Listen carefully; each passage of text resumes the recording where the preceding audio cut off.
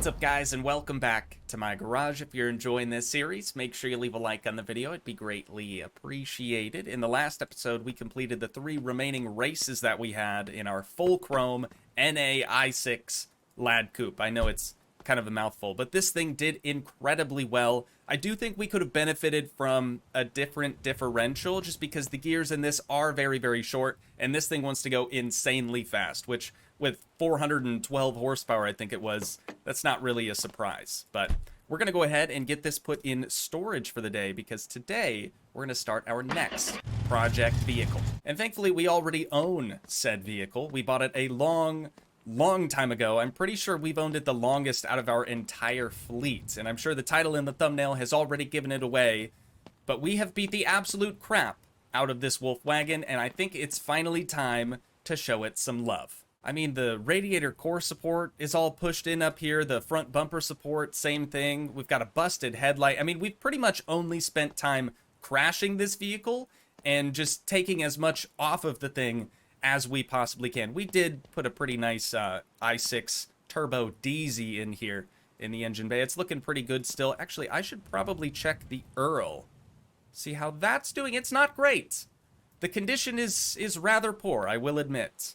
But we've certainly got our work cut out for us. I'm pretty certain that the inner fender wells in the rear are just completely rusted out. So let's get started on this thing by just simply grabbing a hammer, and we're just gonna give the Wolf Wagon a massage. I'm not gonna hurt it. Just a light massage with a hammer.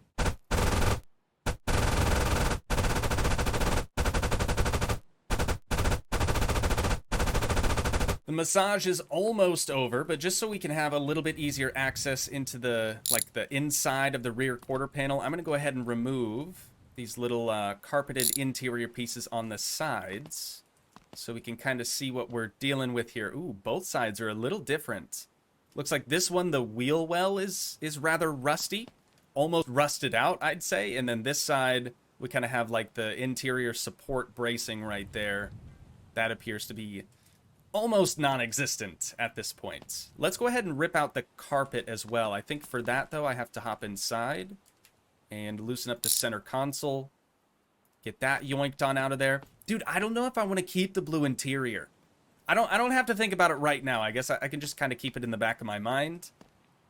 But I kind of want to keep it. I kind of want to do something different. We'll see. We'll see. Oh, also, I'm going to need the pry tool for the rear carpet and then also for this front carpet bit as well. Oh no, it just fell out. Okay, it just fell out all on its own. That's nice. Saves a little bit of time. And then the rear carpet, same thing. The carpet, I think is okay. I'm pretty sure these two pieces are brand new. Those are probably even fine as well. But it does look like we have a bit more massaging to do underneath this vehicle.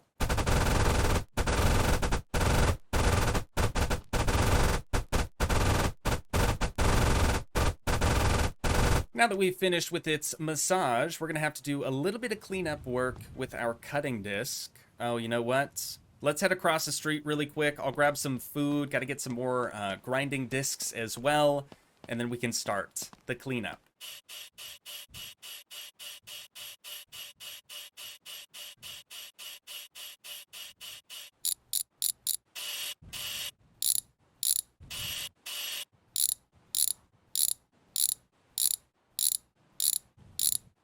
This has been an interesting process, I will say that. It took me forever to realize that all I was missing for removing that wheel housing there, like the wheel well, was one weld.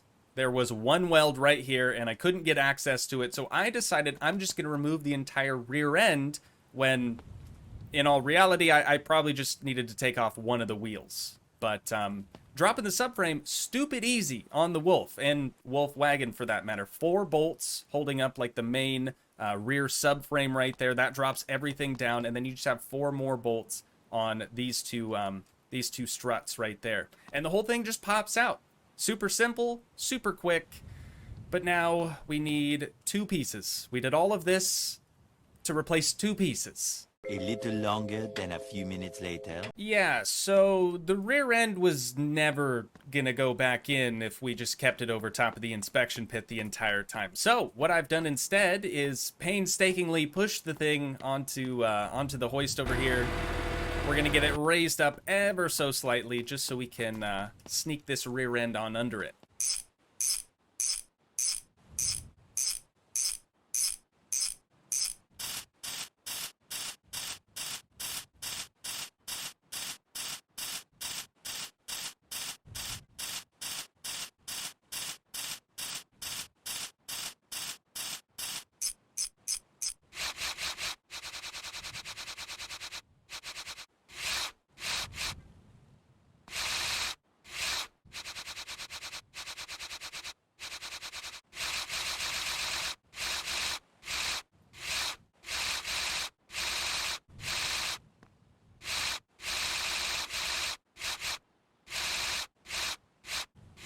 The disrespected Wolf Wagon is getting quite the spa treatment today, you guys. I mean, we already did the massage, courtesy of the hammer. It's got its clay mask on now, courtesy of the Bondo, I guess. And last but not least, it's about to get a bath. Now that the rear end is back together, it's had a bath, and it's prepped for paint, we're going to get started on the suspension stuff. I did already go through and replace the rear struts back here, but we have a couple of other things that need replaced on either side. Up here at the front, we just have to drop the entire cradle. What I'm going to try with this one, I'm going to disconnect everything that I can, but I want to see if we could pull the cradle with the engine and possibly the transmission as well.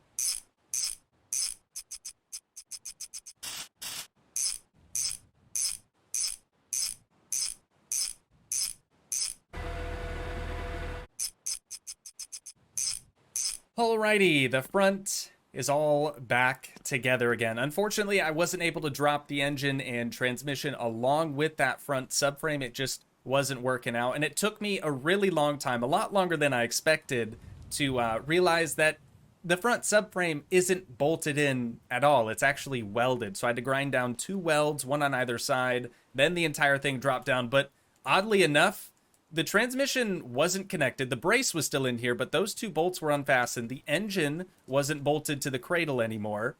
Yet the engine stayed behind while everything else from the front end dropped. So it literally wasn't supported by anything, yet it was still in there.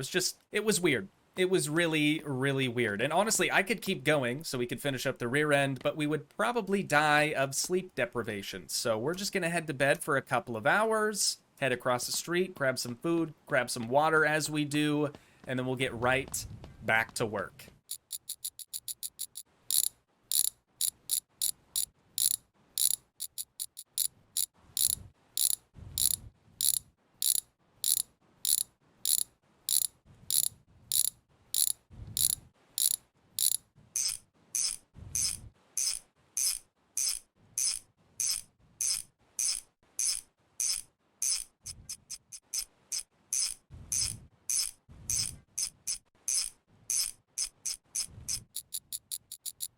I just can't bring myself to mount up those Harlequin takeoff wheels. They don't look good on the Wolf Wagon. Well. And I might as keep my we've own decided, Wagon for it repair deserves at some better. point. It's been If it's the right disrespected video, of course. for far too long. What are you on about now, dog? I don't even care what you have to say. I need 4 of these, please. One more. And I think I'm gonna end up going with the lower profile tire again. So let's buy 4 of those bad boys. Oh, I can't put any of this stuff in my backpack. Okay, don't close up shop. All right, I gotta run back, get the NIV, and then we'll pick those up. I don't know about you guys, but I, for one, am super, super excited to see what these are going to look like on the Wolf Wagon. I think they're going to look pretty good. Of course, we are still missing a bunch of body panels, paint as well on the Wolf Wagon. Oh, speaking of paint, I think I'm actually going to leave these... Nice. Good. I'm glad the welder's on the ground now. I think I'm actually just going to leave these new rims in their, like, default factory color for now, until we, of course, decide on a color scheme for the new vehicle. Okay, wheels are mounted. Let's get it lowered back down to the ground. I've already got the tire pump in hand. So that's the next thing we need to do. Just make sure all of them have plenty of air in them so they're not flipping through the floor. Not only is that not functional, but it looks bad. My God, what an absolute unit this thing is, dude. It looks so much better already. Just with the wheels, fixing the body panels, looks so much better. I kind of want to tinker around with the suspension a little bit too. I know we don't have any fenders in the front just yet for like clearancing stuff, but we could just set the front the same as we set the rear for the time being. And I know we still have this super crusty captain's chair in here. We'll address that likely in the next episode, along with the entire interior, all the doors, all the windows, all the body panels for this thing, and then we can decide on our color scheme as well. But that's for the next one. That's for the next one. Let me get these hoist arms out of here. I think that's actually keeping the vehicle up. Yeah, just slightly. I was about to say maybe completely slammed with no spacers is going to be the move. I still don't necessarily think we need any spacers. Honestly, I wish we could go in just slightly, but we'll worry about that a little while later on as well. For now, let's try to raise this up maybe 2 clicks.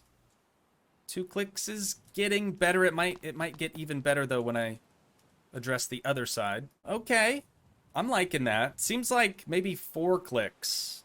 4 clicks might be the sweet spot. That's from, like, completely down at the bottom. That's 4 more clicks up. So 4 clicks raised from the lowest setting. I don't think that's too terribly bad. I also don't know if the Wolf Wagon body kit comes with like wider rear quarter arches or wider front fenders. We'll just have to find out whenever that happens. Let's do 4 clicks in the front as well, and that ought to do it for our ride height for this thing. For now, it's definitely subject to change. But let's get the NIV pushed out the way. I just want to drive this thing around a little bit because before, the last time that we would drive it, or especially if we would drive it with the trailer behind, it kind of had like a nasty torque steer issue. So under extreme, like, quick acceleration, it would pull to the left or to the right, usually to the right. But I'm hoping that now that we've actually fixed all the suspension problems, it won't do that anymore. Oh, you know what? It is rather late. Do we actually have lights that work here? We don't have any headlights whatsoever. I'm gonna quick save because odds are I'll crash this thing, but hopefully that doesn't happen, right? Let's see if the torque steer is gone though. Seems good. Ooh, dude, it's non-existent. So long torque steer. This thing's mint, dude. Very smooth, good under acceleration, good around the corners. So this vehicle is I thought we were gonna be okay. I genuinely thought we were gonna be okay right there. But of course, that is precisely why we've quick saved, which is where we're resuming at now. The vehicle still mint condition. Actually, I'm kind of curious to see the overall condition of things. Clean, 5 stars, rust, 5 stars, that's good to see. Color condition, obviously poor because it's missing most, if not all, of the body panels at this point in time. It doesn't really feel like we did all that much today, but I can assure you this was a tremendous amount of work. Just getting the vehicle now to this point. It was real tedious. Definitely took a lot longer than I was anticipating, but I do think that's where we're going to wind things down at for today. So once again, if you guys did enjoy, please leave a like, leave a comment, help support the dream by smashing that subscribe button, and I will see you in the next one. Thanks so much for watching, guys. Peace.